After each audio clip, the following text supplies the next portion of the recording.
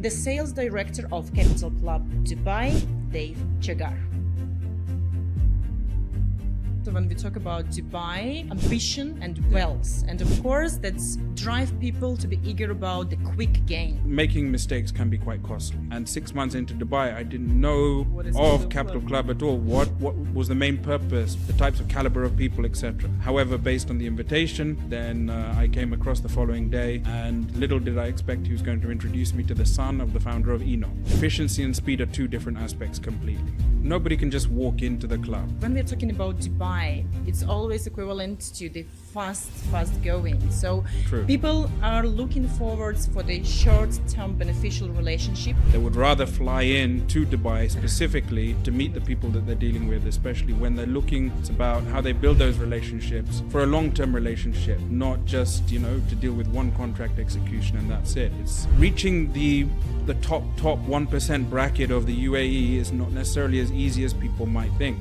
Yeah. Is to sit back, understand more from their side, generate certain kind of levels of confidence before then actually going into the business aspect, because trust is the most important thing. Yeah, so it's much more complex structure than it sounds at the first sight.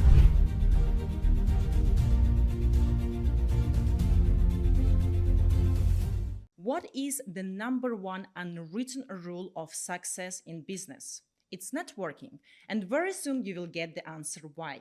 My name is Alona, and welcome to the podcast of EurAsia Gulf. We are starting this series of networking powerhouses, UAE business clubs, and I'm very intrigued and excited at the same moment to tell you about our today's guest, who is the prominent figure and known as Capital Connector. He is the sales director of Capital Club Dubai, Дейва Чагар. Dave, good morning. How are you today? Very well, very well. Thank you to having me on. Thank you for accepting the invitation and being with us today. And of course, thanks to your hard work and your success, it speaks on its own. And you are the key connector of Dubai's high-level networking scene. But for those who are just exploring this space, how would you introduce yourself? So my name's Дейв Чаггар, originally from the UK, but East African origins, effectively. Okay. And now been here in the region in Dubai for close to 10 years. Prior to that, then studied in the Midlands in Leicestershire and went to St Andrews University, read economics. And, it's been quite a journey from being involved in family businesses to then obviously transitioning across to Dubai, understanding the landscape, and then now within Capital Club itself. So that's an amazing journey, and I'm sure we can go for hours talking about your past experiences. But if you can just summarize what you did in the past that led you to your current position at Capital Club. So pretty much straight from graduation, it was always an expectation, being from within an Asian Indian family, effectively, to go straight into the family business, to kind of take the reins. Okay. So straight into the automotive sector in terms of manufacturing. Is mainly rubber and plastic components. Oh wow, fascinating as well. Yeah, and it was quite a large scale business, Yes. dealing mainly with the major kind of manufacturers across the world. So from there, spent multiple years working for the family, both in Europe and then also in Australia. That then led me to eventually move across to the power sector, which is on my wife's side of the family. Okay. Which was East Africa, a whole different continent. And that was part of the journey as to why Dubai became an important hub, being based here. So that was kind of the initial kind of starting point of my career. And then 4 years ago, then joining Capital Club as the sales director. Okay, I see. That's fascinating. And I think that's now you found your niche because you're the key connector here. Fantastic job. And of course, if you talk about Capital Club, exclusivity is the big draw in the places like Capital Club. So how to make sure that being exclusive, adding the extra value for the members, but not restricting the access? So nobody can just walk into the club. It's very important that, we maintain the integrity and discretion for our members first and foremost. So you can only either access the club as a member or as a guest of a member. Okay. So that's already kind of set in stone in terms of, the fundamentals as to how the club operates. But what we tend to find is a lot of people who come as guests, once they actually see the environment and they see that it is so private yet so comforting as well at the same time, then we often get asked in terms of how they would go through the process in terms of applying for membership. All right, so that's your sales strategy in a way. That's amazing, and that's where I would like as well to thank you and highlight the opportunity for the EurAsia Gulf also to collaborate and to make one of our successful monthly events at the Capital Club, which is joined and where we invite the ambassadors and consul generals and trades representatives and give them that opportunity and give them the opportunity to explore the Capital Club space. So it's fantastic opportunity, I think. What's your thought on that? Yeah, it's so great to have people from all different kind of backgrounds and nationalities come together and kind of call the club their own in many respects. And, you know, the world is becoming far more connected these days. A lot of people have business interests in all different parts of the world, not just their home country. So for them to have points of contact in those relevant countries makes you know, the facilitation or ease of doing business that much easier. Yes, that's so true, and great that you mentioned the variety of nationalities which we are lucky to have today, and also what I see within the networking space, the variety of industries who participate. If, for example, we take EurAsia Gulf, there are the diverse community, but also I can see few fields which might be dominating sometimes, like for instance, real estate, legal services, help with visa assistance. So in your experience within the Capital Club, that you see that who are most active in the high-end networking? So one would assume in terms of Capital Club, because we're located in DIFC, which is the financial district of Dubai, that we're more kind of leaning towards the banking, private banking, financial sector. However, we've got such a wide mix in terms of members from all different backgrounds and industries, from legal, accounting, in terms of family offices, venture capital, private equity. So it kind of forms that hub for so many different kind of industries and sectors where they can all kind of intermingle with one another. Yeah, I see. And it was for the purpose to create the Capital Club, and specifically in the financial center, or it's happened by the coincidence? So Capital Club has been operational for over 15 years. So around the same sort of time as DIFC was kind of earmarked for establishment here.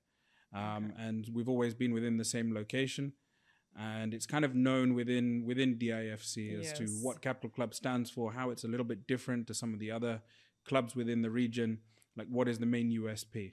Yeah, but not limited just for that area. That's so true. And of course, if we talk about the emerging trends, that's one of the topic on the hype nowadays, and it's also implemented in all the industries and spheres. So talking about going digital, and that's some of the consequences still from the COVID times, that everybody goes online. And how did that affect the networking space? Do people start to network more online rather than face-to-face? And do you find it's valuable, the same as offline networking? So I think COVID was a very challenging time for most people. You know, they had to adapt from conventionally having face-to-face meetings to suddenly U-turning and finding a way to keep their businesses operational. Both in terms of with their existing staff, with suppliers, you know, how to keep those channels of communication open. And there was really only one option during that difficult period.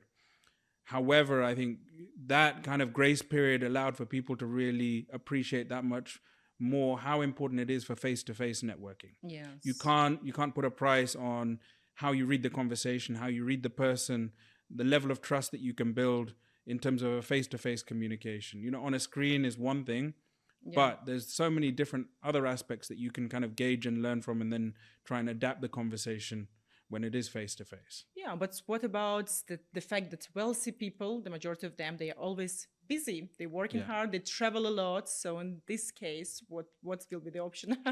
How to connect if they want to network? Well, I think especially with the high net worth bracket, you know, it's one thing kind of doing Zoom calls or emails, but it really comes down to trust and confidence as to who they're dealing with. And whether it even be for 15, 20 minutes, you know, it's just about understanding that there are some levels of kind of comfort where interests might be aligned and that they can see, okay, I can trust this person with different aspects of my business. You know, I still think face-to-face is by far the most important thing, especially at that level. They would rather fly in to Dubai specifically to meet the people that they're dealing with, especially when they're looking for a long-term relationship, not just, you know, to deal with one contract execution and that's it. It's about how they build those relationships, forge those connections more with a long-term view. Okay, that's great that you mentioned that. I would agree totally on that point, that I'm also towards the face-to-face communication. But when we're talking about Dubai, it's always equivalent to the fast going. So True. People are looking forward for the short-term beneficial relationship rather than wasting time and establish the long-term connections. So what is better option in this case? It really depends on your specific strategy, but I personally prefer focusing on the longer term relationships. And, you know, sometimes if you've got blinkers on that you're only looking at where is the immediate gain or benefit, you may be missing significant opportunities because not everybody will open up completely as to, you know, their business interests and where there could be a window of opportunity straight off. They need to feel comfortable. They need to feel confident. And that can only come with time and understanding more about the person that they're dealing with. So in many cases, you know, it's important rather than just jump straight in as to what you do, what are your services, where you think you could be beneficial, is to sit back, understand more from their side, generate certain kind of levels of confidence before then actually going into the business aspect. Because, you know, trust is the most important thing here, especially in such a new, vibrant city like Dubai. Absolutely. And also when we talk about Dubai, we also always associate it with ambition and wealth. And of course, that's drive people to be eager about the quick gains. They don't want to waste too much time on that. So how to keep the things genuine while really pushing for the quick gains in this case? So I think making mistakes can be quite costly.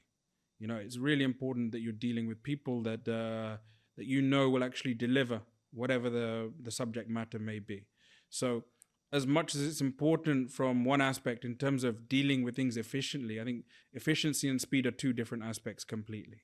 You know, once you've got that kind of bond that you feel you can work together, then there's no harm in kind of escalating in terms of the speed. But it's really about, you know, finding that common ground first, which is the most important thing. And I find that, you know, in so many of the external events that I find happen, not just in Dubai, but across the world, you know, it's about distributing business cards and it's more of a numbers game. However, does that necessarily translate into results? You know, at the end of the day, will they necessarily remember you by name, by face, purely by having your card? Will they store your details? However, if you've built some kind of synergy, that changes the dynamics completely. And that can also potentially allow for them to open up their circle of connections also. So there's a funny story as to how I got to know of Capital Club in the first place. Yes, please. So newly moved to Dubai, we just settled down in one of the villa communities here and put the children into one of the prominent British curriculum schools. All right. Then attended one of the evening events where a lot of the parents were there. And in passing on conversation, a group of maybe 10, 12 people on our table, there was a local Emirati gentleman sitting next to me. Started talking about general things, the weather, the climate, why we moved to Dubai, and then eventually moved on to the business aspect once there was a little bit of synergy. Then immediately when he understood that we have power interests and we have, you know, huge requirements for fuel, lubricants, etc., that's when he actually invited me the following day to come to Capital Club. And 6 months into Dubai, I didn't know of Capital Club at all. What was the main purpose, the types of caliber of people, etc. However, based on the invitation, then I came across the following day, and little did I expect he was going to introduce me to the son of the founder of Enoch. Okay. So that was kind of my first kind of feel as to the power of connections, the power of introductions, because again, with introduction comes some degree of weight and credibility that kind of breaks those boundaries that, okay, I feel you need to meet this person for this specific reason. Yes. So that always stayed in my mind from 9.5 years ago. And that's effectively what I've tried to translate and escalate as to what happens within the club environment as well. Yeah, that's such a beautiful story, and truly, what it gives me the feeling that it doesn't matter sometimes where you network. It's just about clicking that connection. True. But what I see maybe is one of the mistakes that people they try to follow is that they only aim to target the high level individuals to network, only the founders of the companies, C-level executives, investors. So they kind of neglect the all level communication. So what's your opinion about that? Should we do on the all levels? I think it's really a case of quality over quantity. As long as you've got strong relationships where there is, an understanding between yourselves that anybody who opens up their network, their personal connections, comes with that degree of responsibility as well, that you're introducing somebody for whatever the reason may be. The last thing you want is the conversation to go south, and then they think less of you as a result. So it's always important to kind of maintain that integrity, especially when you're introducing two parties. So on that side, my main focus when I'm making introductions is to make sure that there could be some common ground.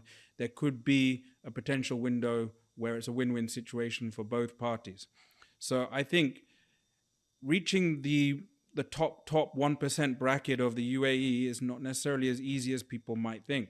Normally they are kind of ring-fenced by certain kind of trusted gatekeepers to ensure that they're not as easily accessible. Because again, their time is important, and they want to focus on what could be beneficial for their different aspects for growth. So it doesn't necessarily mean that you have to go route one in terms of I need to meet this person for this reason. Sometimes it's useful to have a strategy in mind as to taking it one step at a time.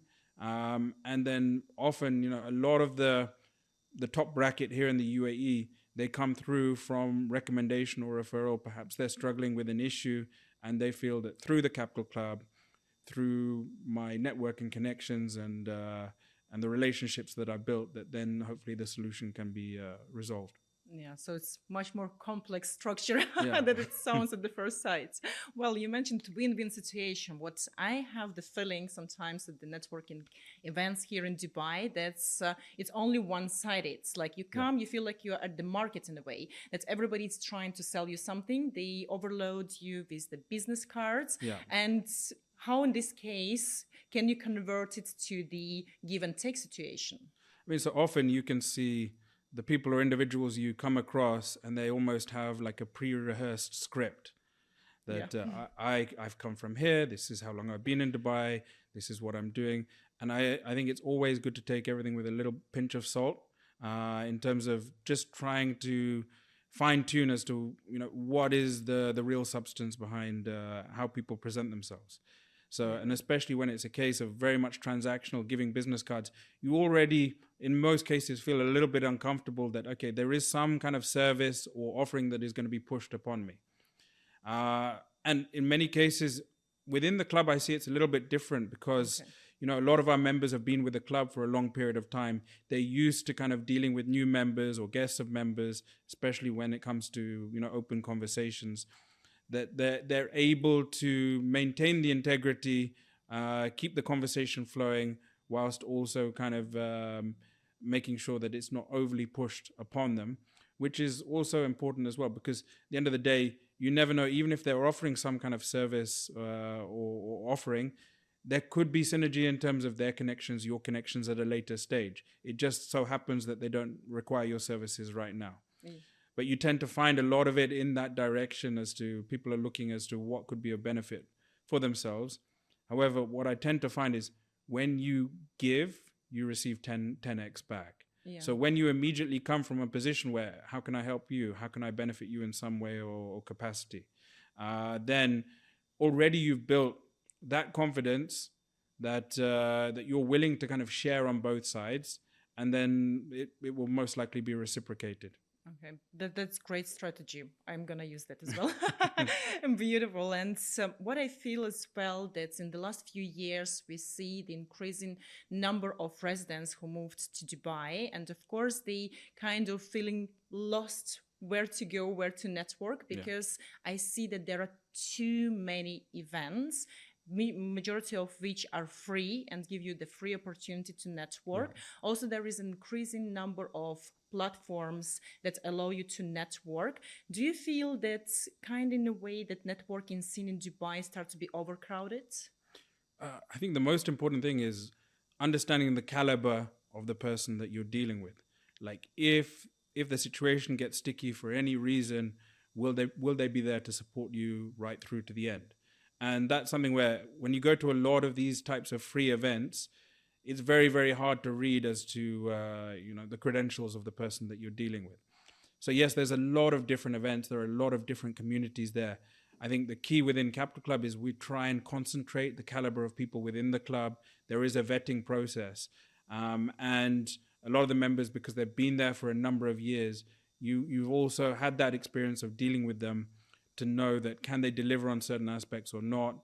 Just because you have a lawyer who specializes in a specific kind of category doesn't necessarily mean they're the right fit for this specific case that you have in mind.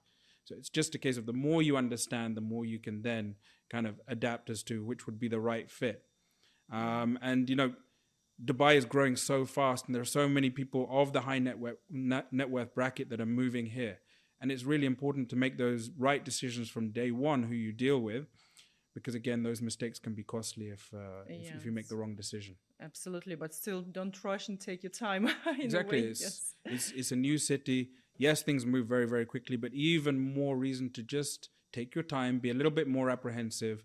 At the end of the day, to make those decisions can happen quite quickly, but it's just to kind of do your own vetting process as well. And again, this is where I think introduction referral makes a lot of difference as well, as long as you have trust in the other person who's making the introduction, because that gives you a little bit of comfort that they could be the right fit. I see. Perfect. So I think now we know all the positive sides and just a little bit of the red flags about which we usually talk about the relationship, but it's also applicable to the business relations, how not to get lost and make the mistakes in establishing new connections. Which couple of the red flags can you suggest? I think the key is not to rush. Not to rush. So if you're trying to make connections, at the end of the day, yes, Dubai is a very competitive, fast-moving city. But if you really want to succeed, it's about networking in the right way, building relationships in the right way, which can only come with time. At the end of the day, if you immediately rush into making decisions, they might not necessarily be the right ones. It's always good to kind of consider multiple options, take your time, assess the person you're dealing with. And I think this is one of those things, when you get that kind of vibe or feeling that somebody is kind of trying to be opportunistic in a way, it's always best to kind of pause. That's a great advice. Thank you, Dave. And just to finish, let's finish it with one of the myth or misconception, the belief that is in elite networking that you can reveal. So I think everybody sees Dubai as a city full of opulence, so much wealth and abundance here. I think the more you've been in Dubai, the more you realize that it's actually a city full of, so much heritage, so much culture.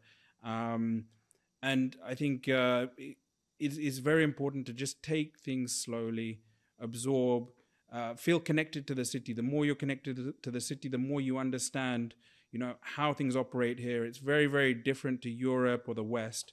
So again, coming to a new city, it's just patience more than anything. Yeah, so to Dave, it's been great discussion. I would like just at the end highlight that we have now the opportunity within EurAsia Gulf to avail the dual membership that allows to become the member for both EurAsia Gulf and Capital Club Dubai, which of course going to increase the high-end networking opportunities. And that's all thanks to Capital Club Dubai. Thank you very much. Thank you, Dave. Thank you.